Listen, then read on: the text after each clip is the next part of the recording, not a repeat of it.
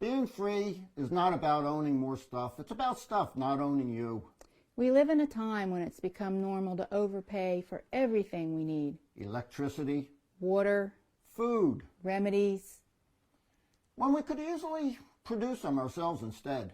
That's been our story for the past 40 years, when we first decided to cut the cord and venture off the grid. We've learned a lot in that time and built 3 self-sufficient homesteads from Maine to the wilderness of Saskatchewan and now Nova Scotia. We generate our own electricity to power a modern lifestyle, grow food year-round, pump crystal clear water out of the ground, and manage our health with select herbs we grow in our backyard. And you can do it too, on less than 1/4 acre. That's all it takes to become self-sufficient.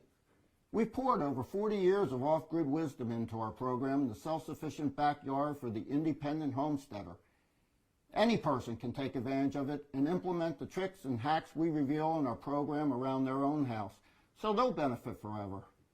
Today, we'll share 3 of the most important ones with you, free of charge, just to prove that they really work. So if you want to learn more about our unique homesteading and money-saving program, The Self-Sufficient Backyard, simply click on the link below.